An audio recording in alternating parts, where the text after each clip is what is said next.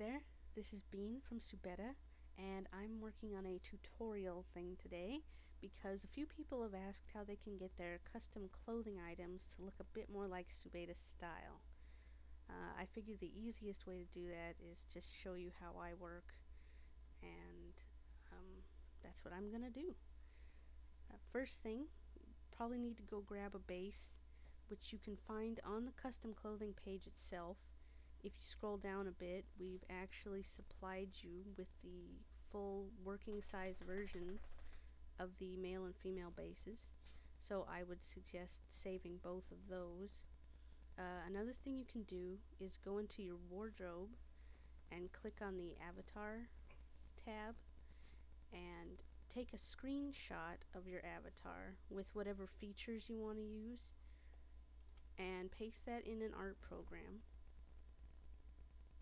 and crop inside this rectangle box here, making sure that it's at 125 by 250,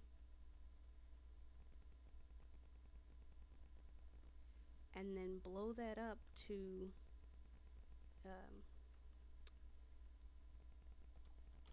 250 by 500.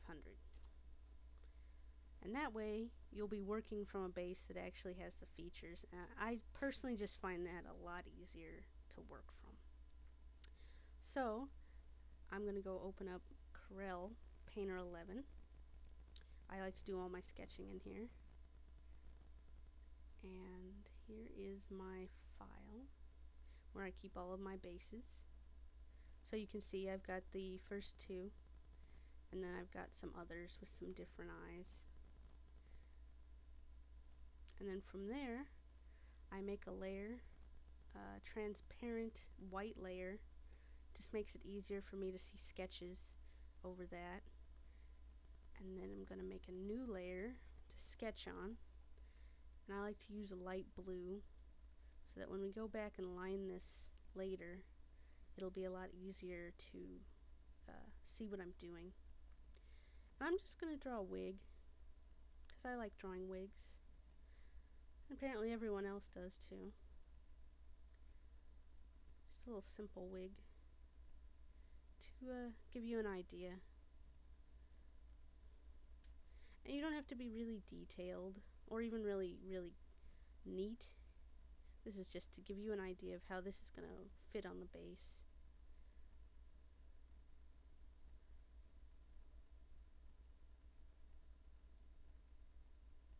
Something like that.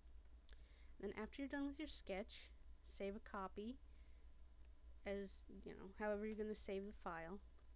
And I'm going to go and open this up in PaintShop Pro 7, which is a very old program, but I find that it gives me the best lines, so I still use it. And here you can see this is a slightly different sketch because I've set this up because I want this to go a bit faster. I'm kind of slow. First thing, after you have your sketch all set up, make a new layer on top of your sketch for lines. And this is really the most important thing because most of the custom clothing items I've seen rejected, their lines are definitely too thin. So you want to make sure you have the right line weight. And what I do is I use the pen tool at 2 pixels width. I find that looks the best and most uniform. And the tool I use here is the Bezier curve. I can't really explain how that works. I'll just show you. You do this, and you pull on a thing, and you pull on another thing, and then you've got a curve. And that is basically how I do my lines. I just go around the outside of an image like that.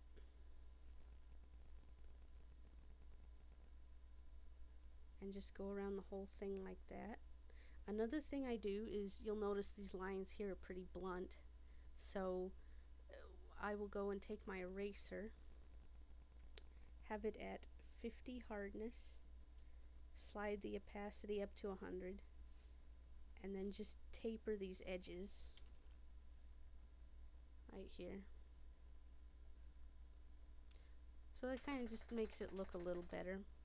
And then I will take the eraser and slide the opacity down to 30 and then go over these ends again a couple times.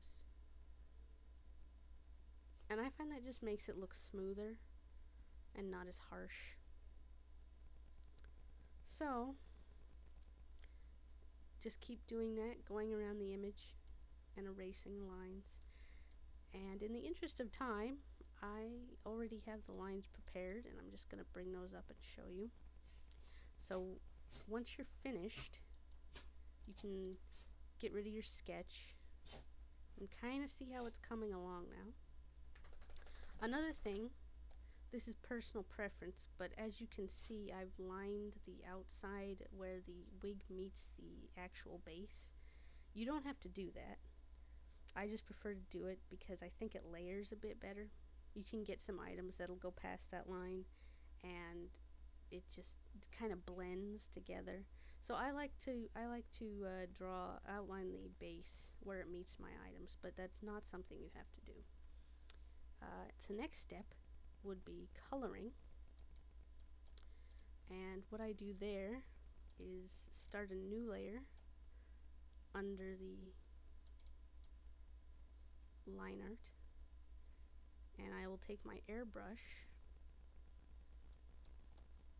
and go in and as you can see, it's pretty pixely, 100 hardness and 100 opacity, and I will just trace the outline of the wig like so. And I just do this to basically keep it neat, because if I colored outside and just was going to clean it up later, I'd probably forget to do that. And I have seen a few items go through where people have colored outside the lines, and it's something you probably can't see on a white background, but it will show up if there's a darker background, so it's easy to miss, and that's just why I like to go in with something like this and trace the outline. And eventually I'll end up with this, and then I will flood fill that with my base color.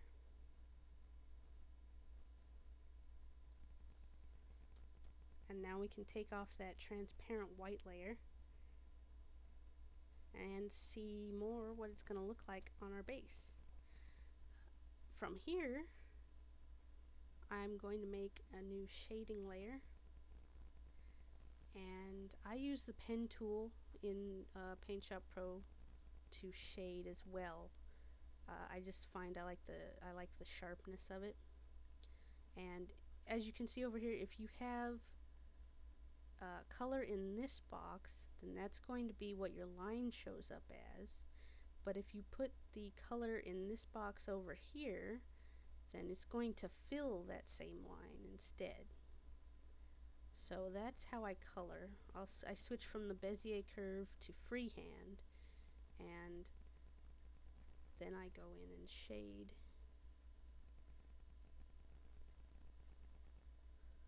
Oh, that's not right. Here's what the finished shading looks like. I've already prepared this. And yeah, so what I do is I'll just go in and just make some quick sketchy shading like that.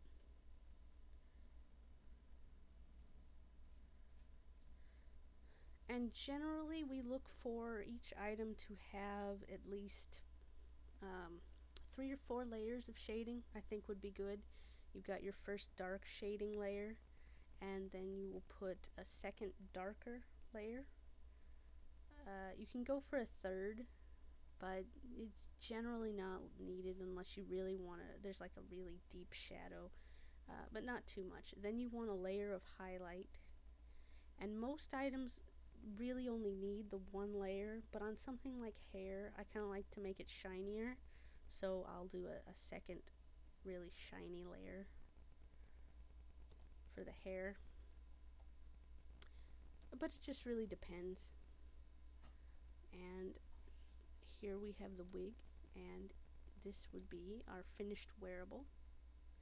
So now what you want to do is make it transparent. Get rid of all of your base layers and everything under that you were using. And this is what it should look like now. You've got your transparent background. And I go ahead and merge all of these layers together before I resize. And I resize that to the 125 by 250 size. That was my dog. Then I'm going to export this as a PNG and then save it. Though I suppose you don't actually have to do this. But the way we do it, we have to save it as either B, M, or F. B means both. F is female and M is male. And then you do the layer, and then you do the item name. And then you would save it as a PNG. Now we are ready to do the item version itself. I'll bring that up. Where's that? Again, just go in and make a sketch in another program, or same program, and resize your sketch. Try to keep in mind a box shape when you're sketching, because I have done that several times where I'll come up with a really cool sketch for an item, but then it turns out that I've drawn it too tall or too wide, and it actually won't resize very well. So you kind of want to sketch an item with a box shape in mind. And then I resize the sketch to 130 by 130. Even though our items are 64 by 64, so twice the size would be 128 by 128.